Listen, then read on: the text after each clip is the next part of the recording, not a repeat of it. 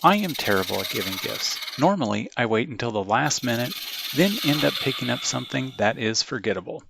Hopefully you're not like me, but if you are, this video series may help you out.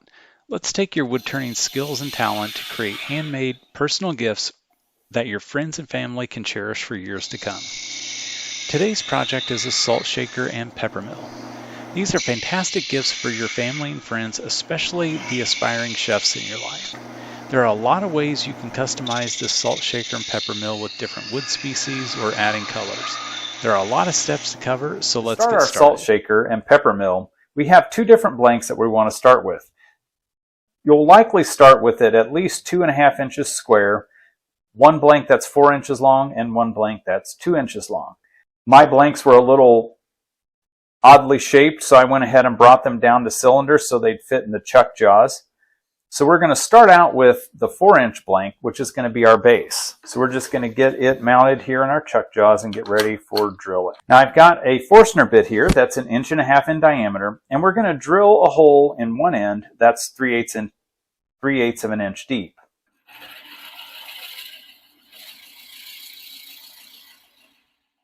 With our 3/8 inch hole done on this end, we would just want to flip it around, and we're going to put a 1.5 inch hole on the other end, just 1/4 inch deep. With our 1.5 inch holes drilled on both ends of the base, we're going to use a 1 1/16 inch Forstner bit to drill a hole all the way through the blank. If you've got an extension for your Forstner bits, this would be a good operation to use it for.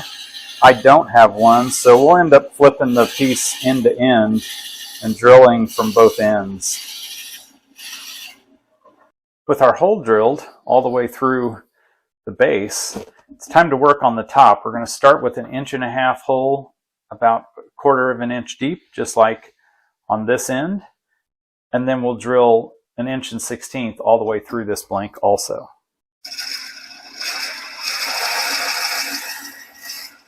So now we're drilling the 1 1/16 inch hole, and this will go all the way through. With our drilling operations done on both pieces, now it's time to start turning. We're going to use a jam chuck today to hold our blanks onto the lathe. I've already made this jam chuck. All I did is taper this end down to about 1 inch in diameter, and then on the taper it'll just kind of pop right on there.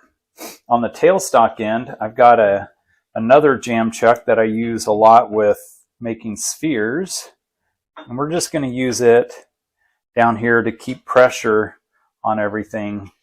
Once we've got it kind of lined up, then we'll kind of lock everything down. Since I've already got this down to a cylinder, all I need to do is use my detail spindle gouge to add a little shape to the head of our pepper grinder.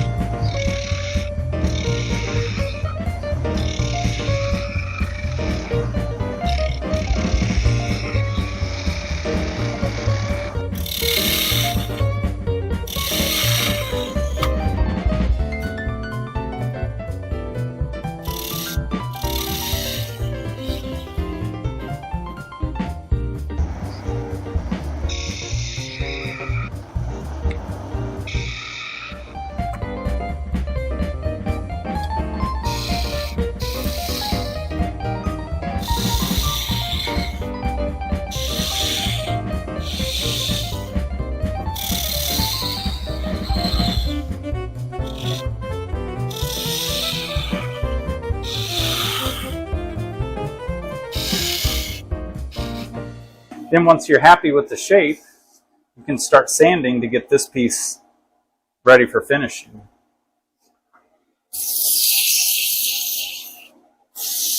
With the head of our pepper grinder shaped and sanded, we've switched over here to the base and we've got it back in our jam chucks.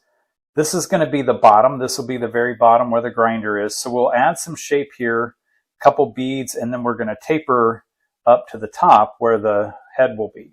So let's get going.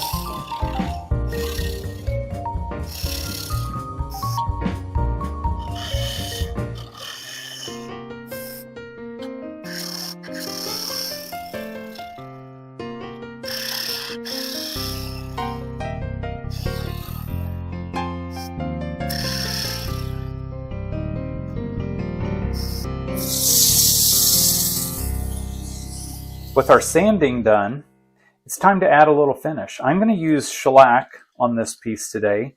You can use a variety of different finishes. Of course, you can use a CA finish, much like we did on pins and some of the other items we've been making recently. I also like shellac on things like this. It does dry pretty quickly. It won't take too long for this to dry, just like the CA glue. Put a couple coats on. We'll buff the pieces in between each coat.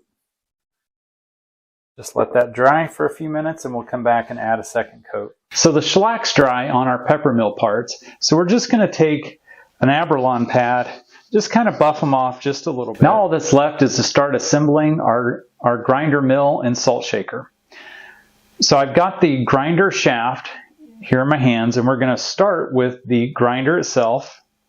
The shaft is square, so it just slides right down on it. So I've got the grinder on, then a grinder housing comes next. I've got a spring that goes on, and then a grinder support. So we get all of these components kind of assembled. And then we're going to put those in the bottom end of our pepper mill. So we're just going to push those in. And then there are two slots that you align in the grinder housing and grinder support. So we're going to align those two slots. And once we have those aligned, we're going to mark the inside of our pepper mill part, the base, for pilot holes to drill a very small 1/16 inch hole for a couple retainer screws. I'm going to be very careful. With our pilot holes drilled, we're going to take our assembly and reinsert it into the base. We're going to try to keep the slots aligned and keep everything lined up with our screw holes. Then we're going to push on the retainer ring that aligns with our screw holes, and then we will screw in these tiny little screws here. The next step is on the head, and we're going to take the grinder sleeve and glue it in place with CA glue.